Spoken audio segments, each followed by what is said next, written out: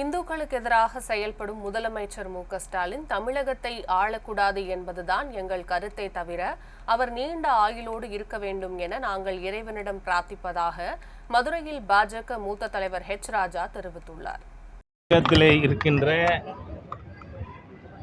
திராவிட முன்னேற்ற கழக அரசு ஒரு ஹிந்து விரோத அரசுங்கிறதுல நம்ம யாருக்கும் சந்தேகம் தேவையில்லை. காரணம் என்ன?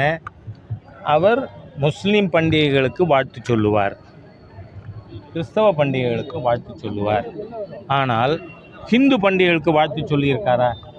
சொல்கிறதில்லைங்கிறதுலேருந்தே இவர் ஒரு ஹிந்து விரோத தீய அரசு. இன்னைக்கு திராவிட முன்னேற்ற கழக அரசுங்கிறது நமக்கு தெரியுது. கைப்புண்ணுக்கு கண்ணாடி வேண்டாம் பார்க்கறதுக்கு.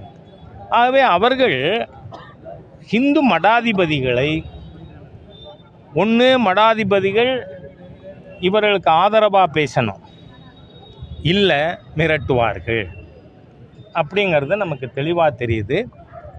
மதுரை ஆதிநகர்த்தர் அவர் அறுவை சிகிச்சை முடிஞ்ச மறுநாளில் அவரை அட்டெண்ட் பண்ணுறதுக்கு ஒரு அட்டெண்டர் கூட வச்சுக்கிறதுக்கு அனுமதிக்காமல் காவல்துறை அவரை விசாரிக்கிறேங்கிற பேரில் ஒரு சைக்கலாஜிக்கல் வார், ரீதியான யுத்தத்தை இந்து ஆதிநகரத்திற்கு எதிராக நடத்தி இருக்கு. ஆகவே இது வன்மையாக கண்டிக்கத்தக்க ஹிந்து விரோத தீய செயல்.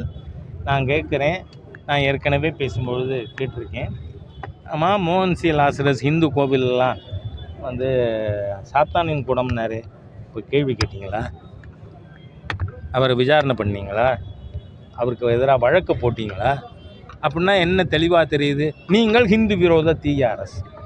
தமிழக முதலமைச்சர் ஒரு மிகப்பெரிய ஹிந்து விரோத சக்தியாக செயல்பட்டு கொண்டு இருக்கார். நான் சொல்கிறேன், எப்போதுமே கண்ணாடி வீட்டில் இருக்கிறவர் கல் எறியக்கூடாது.